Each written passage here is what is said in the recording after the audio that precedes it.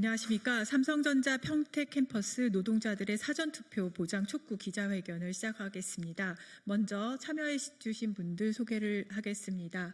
이쪽부터 김재원 의원님 참석하셨습니다.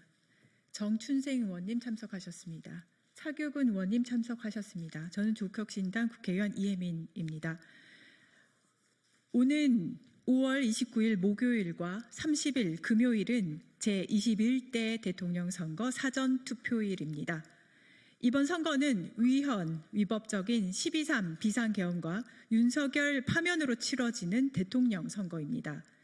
그 어느 선거보다 국민적 관심이 높은 선거입니다. 따라서 이번 선거는 최대한 많은 국민의 참여 속에서 대한민국의 미래를 결정하는 선거가 되어야 합니다.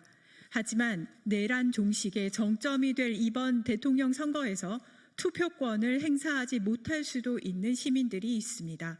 바로 삼성전자 평택 공장에서 일하고 있는 건설 노동자와 협력업체 노동자들입니다.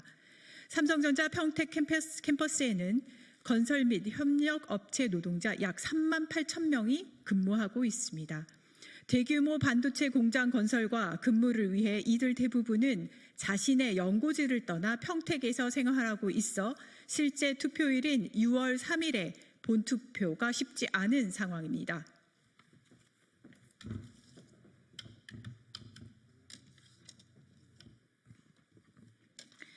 그래서 마련된 것이 사전투표 제도입니다.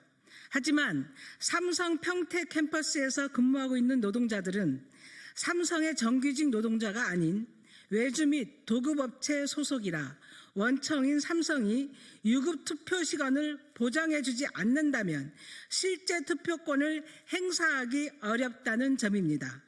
그런데 해당 지역에는 사전투표소가 단 한 군데밖에 없습니다. 더욱 심각한 것은 한 군데의 사전투표소에서 3만 8천 명의 건설 노동자들뿐만 아니라 삼성의 임직원 1만 4천 명 또한 투표 대상이라는 사실입니다. 평택선거관리위원회는 선거 일정상 추가 투표소 설치가 어렵다고 합니다. 현행 공직선거법상의 제약이 있다고 합니다. 민주주의에 꽂힌 선거에 있어 법을 초월하여 투표권을 보장하라는 것이 아닙니다. 하지만 방법이 없는 것이 아닙니다. 바로 원청인 삼성이 나서면 됩니다. 조국혁신당은 삼성전자가 오는 29일과 30일에 이들 노동자의 투표권을 보장하기 위해 적극적인 조치를 취해주길 촉구합니다.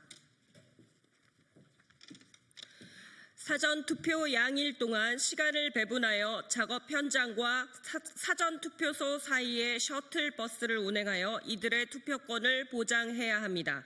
반도체 생산과 공장 건설도 중요하지만 국민의 투표권 보장 역시 중요합니다. 지난 12.3 내란 사태로 우리 경제가 얼마나 위기입니까? 위헌 위법적인 비상계엄 후 증시는 폭락하고 환율은 폭등했습니다. 우리 경제의 대외적 불안정성이 커져서 삼성전자에도 악영향을 주었을 것입니다.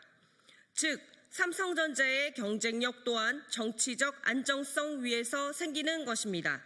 작업 공정에 일부 조정이 필요하겠지만 장기적으로 보면 삼성전자의 경쟁력을 위해서도 이번 대선의 국민적 참여를 통해 내란의 종국적 종식이 필요한 것입니다. 삼성전자는 좌고우면할 필요가 없습니다. 국내 주식 시총 1위, 세계적인 반도체 기업이 자신들의 공장 건설을 위해 근무하고 있는 노동자들의 투표권도 제대로 보장하지 못한다는 것은 말이 되지 않습니다.